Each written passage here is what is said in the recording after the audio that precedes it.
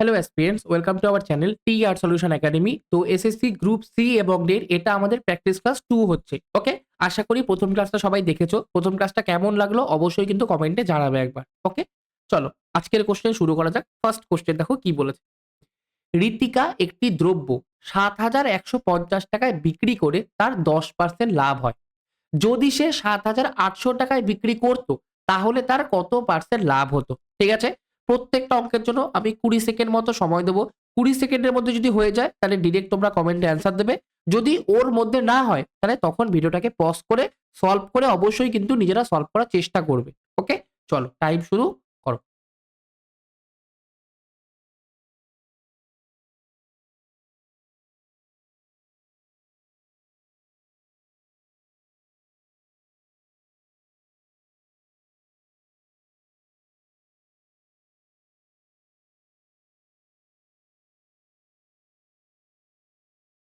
ওকে, দেখো, যখন আমি ৭,১৫০ টাকায় বিক্রি করছি, সেটা 10% লাভ হচ্ছে।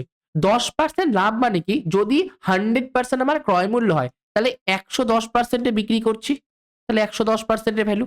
যদি আমি জিনিসটাকে ৳১ বিক্রি করতাম, তাহলে ১১০/৭,১৫০% আমার ভ্যালু হতো। যদি এটাকে আমি ৭,৮০০ টাকায় বিক্রি করি, তাহলে হবে কত? এটা বাই এটা ইনটু ৭,৮৫০, সরি ৭,৮৫০ না, ৭,৮০০%। কাটাকাটি যদি করি, 0, 0 কেটে গেল। ১১ দিয়ে যদি করি কত হয়? ৬ ১১ ছেষট্টি, ৫৫, ৫ ১১ ৫৫। ১৩ দিয়ে ৫ ১৩ ৬৫, ১৩ দিয়ে ৬ ১৩ ৭৮ ৬০০। ৫ দিয়ে ৫ ১২ ৬০, ১২০%। তাহলে জিনিসটাকে আমি ১২০% এ বিক্রি করছি। ১২০% এ যে বিক্রি করছি, আবার তো জিনিসটা 100% এর। 100% জিনিসকে আমি ১২০% এ বিক্রি করছি। তাহলে লাভ কত হচ্ছে? এটা থেকে 100% বাদ দেব, মানে 20% লাভ। 100% আমার ক্রয় মূল্য হয়।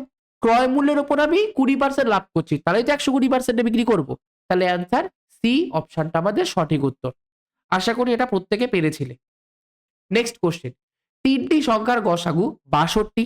সংখ্যা ৩টির অনুপাত 4:5:6। তাহলে সংখ্যা ৩টির লসাগু নির্ণয় করো।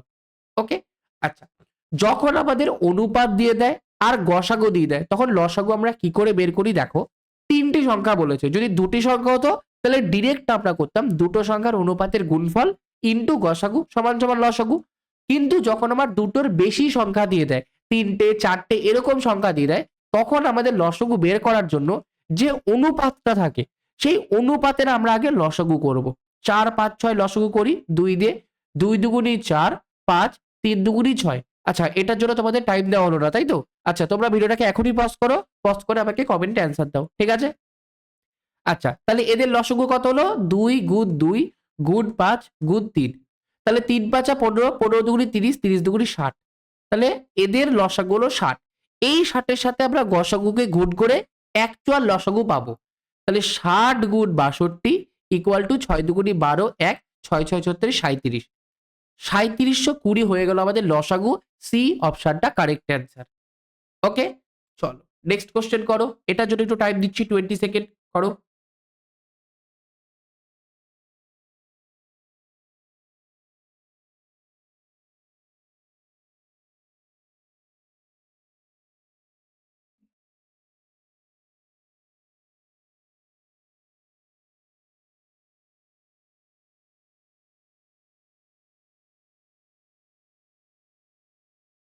ওকে, আচ্ছা দেখো, আমাদের বলেছে সমগ্র পৃথিবীতে জল ও স্থলের অনুপাত 4:3।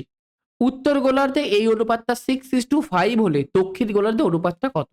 দেখো, এইটা হচ্ছে আমাদের পুরো পৃথিবী।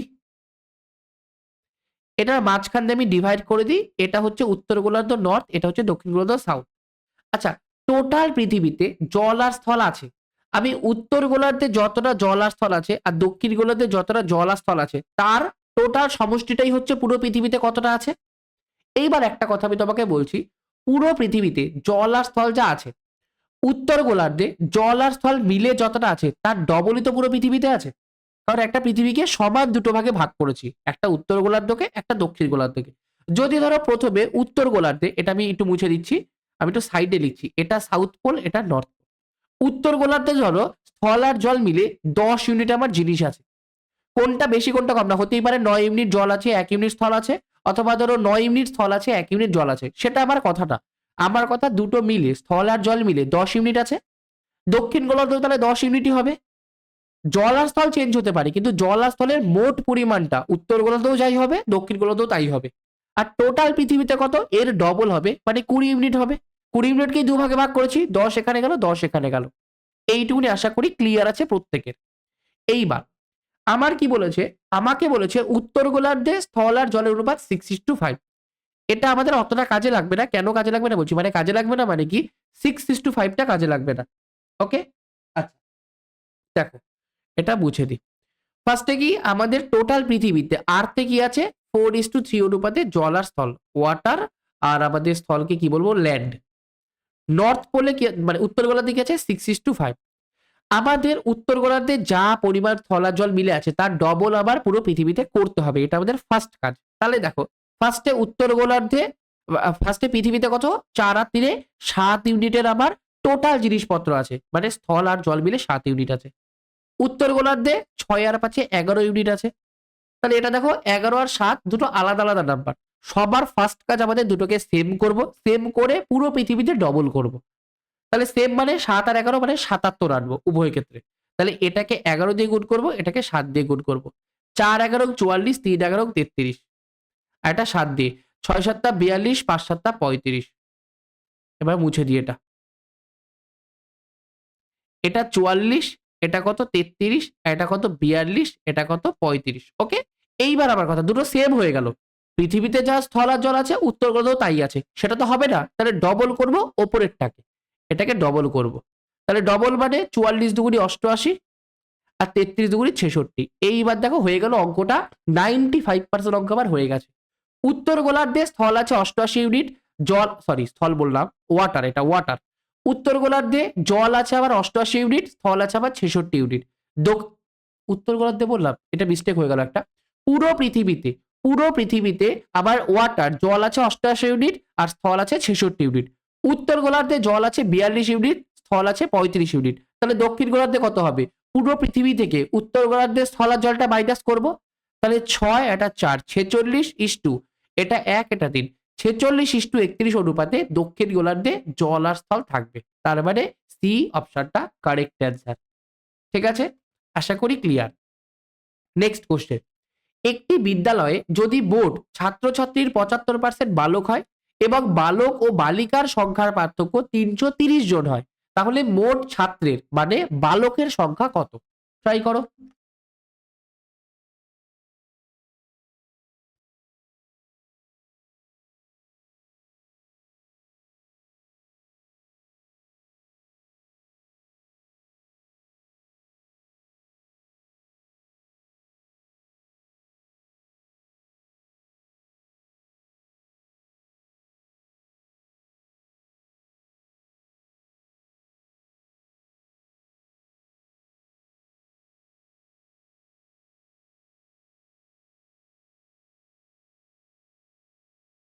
ওকে, দেখো আমাকে কি বলেছে, যে মোট ছাত্রছাত্রীর 75% বালক আছে। টোটাল আবার ছাত্রছাত্রী থাকে একটা স্কুলে 100%, তার মধ্যে বয়েজ আছে 75%। তাহলে গার্লস মানে ছাত্রী কত হবে, ছাত্রী হবে আবার 25%। তাহলে এই দুটোর মধ্যে পার্থক্য কত, 25 আর 75-এর পার্থক্য হচ্ছে 50%। তাহলে 50%-এর ভ্যালু কোশ্চেনে 330 জন বলে দিয়েছে। আমাকে বলেছে মোট ছাত্র মানে বালকের সংখ্যা কত। আচ্ছা 50% ভ্যালু যদি 330 হয়, এর অর্ধেক করছি মানে 25% করছি, এর ভ্যালু কত, 330-এর অর্ধেক মানে 2 1 2 13, 6 দুগুণি 12, 10, 5 দুগুণি 10। তাহলে 25% ভ্যালু এত বেরোলো। আমাকে বালক বলেছে মানে 75% বের করতে হবে। তাহলে 75% কত, 25-এর, এই দেখো 25-এর 3 গুণ, তাহলে এটাও 165-র আমরা 3 গুণ করবো। 3 5 15 5। দেখো আর কিছু বের করার দরকার নেই, কেন দরকার নেই, 5টা ইউনিট ডিজিট আছে 4 নাম্বার অপশনে, 495 ইউনিট ডিজিট 5 আছে, বাকি কোথাও ইউনিট ডিজিট 5 নেই। তাহলে একবারই বেরিয়ে যায়, তাও একবার গুণ করেই নি, 3 5 15 1, 3 6 48 আর 1 49, 495 জন আমার ছাত্র অর্থাৎ বালক আছে। ওকে, চল নেক্সট, যদি x is to y 4:3 হয় তাহলে x square plus y square is to 2x square minus 2y square এর মান কত? ট্রাই করো।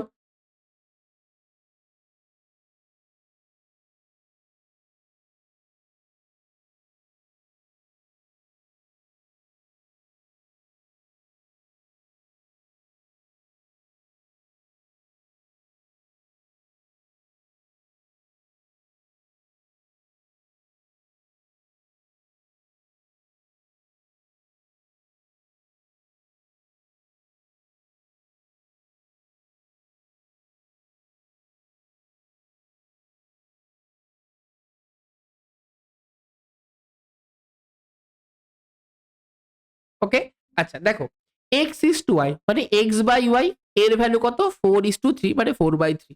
তাহলে এক্স এর জায়গায় 4, ওয়াই এর জায়গায় 3 আমরা বলতেই পারি।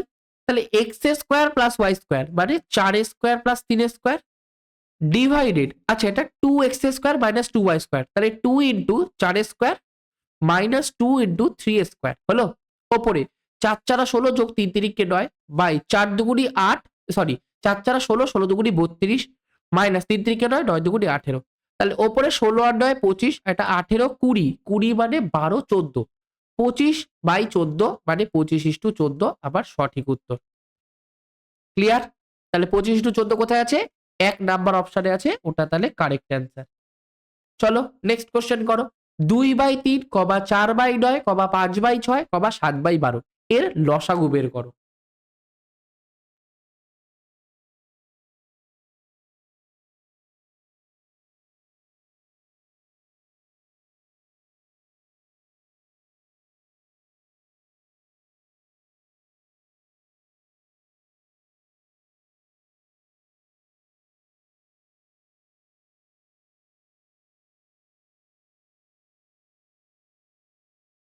ওকে, দেখো ফার্স্টে 2/3, তারপরে 4/9, তারপরে আছে হচ্ছে 5/6, তারপরে 7/12। এদের কি বলেছে? এদের বলেছে লসাগু বের করতে। চলো করি। কোনো ভগ্নাংশের লসাগু বের করা মানে লবগুলোর লসাগু বের করব, হরগুলোর গসাগু বের করব। তার মানে 2 4 5 7 এদের লসাগু বের করব। দেখো এইটুকুনি তো বুঝতে পারছো 2 আর 4 এর লসাগু 4 হয়, তাহলে অ্যাকচুয়ালি 4 5 আর 7 এর লসাগু বের করতে হবে। 4 5 7 পরস্পর মৌলিক সংখ্যা, তাহলে লসাগু কি তাদের গুণফল হবে, মানে 4 5 20, 7 20 140। আর বাই 3 9 6 12 এদের গসাগু কত? সব কটা সংখ্যা সব থেকে বড় 3 দ্বারা বিভাজ্য, তাহলে অ্যান্সার 140/3, মানে সি অপশনটা কারেক্ট অ্যান্সার। বুঝতে পেরেছো? চলো নেক্সট কোশ্চেন। 1/4 এবং 1/36 এর মধ্য সমানুপাতিটি কত হবে?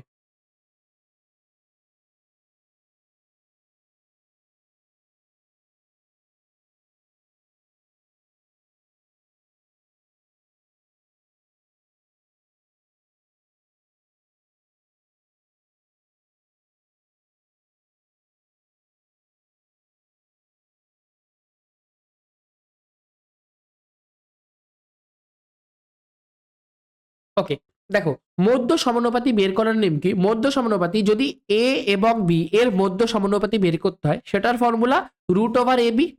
তাহলে এখানে 1/4 আর 1/36 আছে, এর মধ্য সমানুপাতি হবে √1/4 ইন্টু 1/36।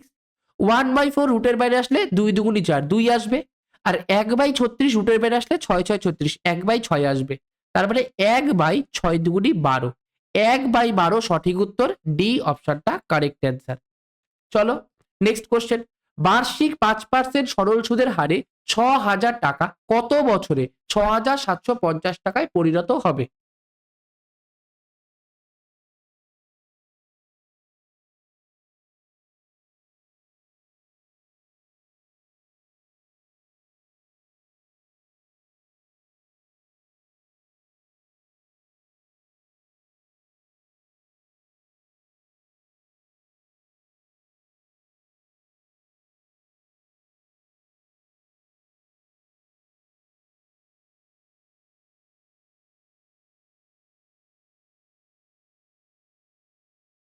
ওকে দেখো, সরল সুদের হারে 6,000 টাকা কত বছরে এত টাকা হবে, ঠিক আছে।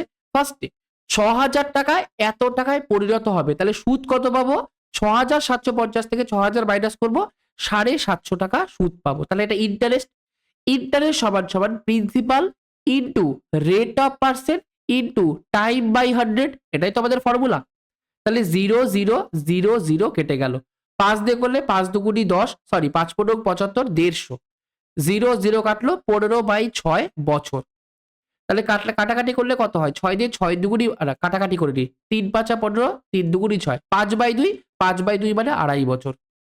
তাহলে টাইম 2.5 বছর পর টাকাটা 6,750 টাকায় পরিণত হবে।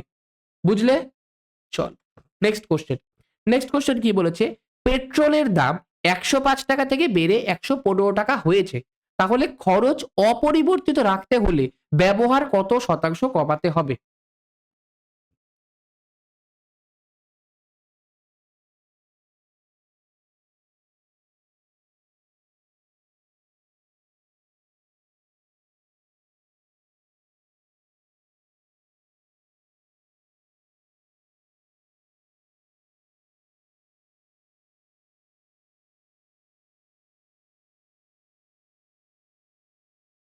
আচ্ছা দেখো, ফার্স্টে আমাদের যদি খরচ অপরিবর্তিত থাকে তাহলে আমাদের কি প্রাইসের যেটা রেশিও হয়, প্রাইসের রেশিও যদি x:y হয় তাহলে কনজাম্পশনের রেশিও কি y:x হয়। ঠিক আছে, মানে উল্টো রেশিওতে হয়। যদি দাম বাড়ে উল্টো রেশিওতে কমবে। তাহলে এখানটা প্রাইসের রেশিও কি বলেছে? 105 টাকা থেকে বেড়ে 115 টাকা হয়েছে।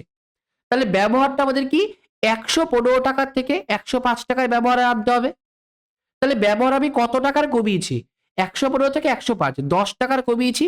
কতর মধ্যে? 115-র মধ্যে। শতকরা কত? ইন্টু 100%। তাহলে কাটাকাটি করলে 5 দুগুণি 10, 5 দিয়ে 5 দুগুণি 10, 3 5 15, 23। তাহলে 200 বাই আমার 23%। এটা করলে 200 দিয়ে করি কতবারে যাবে? 23-এর যদি আমি করি 23 দিয়ে 200, তাই তো? 5 23 এ কত? 115, 6 7 8 9, 9 দিয়ে করলে যাবে না। 8 দিয়ে একবার করে দেখি। 3 8 24, 2 8 2 16, 17 18। তাহলে এটা 6, হ্যাঁ এই তো চলে গেল। তাহলে 8 পয়েন্ট সামথিং একটা কিছু অ্যান্সার বেরোবে। তাহলে 8 পয়েন্ট সামথিং অ্যান্সার মানে 1 নাম্বার অপশনটা সঠিক উত্তর। বাকি দেখো আরেকটাও 8 পয়েন্ট সামথিং দিয়ে নেই। ওকে, চলো তাহলে লাস্ট কোশ্চেন। একটি ট্রেন 90 কিলোমিটার প্রতি ঘন্টা গতিতে গিয়ে 21 সেকেন্ডে একটি সেতুকে অতিক্রম করে, তাহলে ট্রেনের দৈর্ঘ্য 130 মিটার হলে সেতুর দৈর্ঘ্য কত?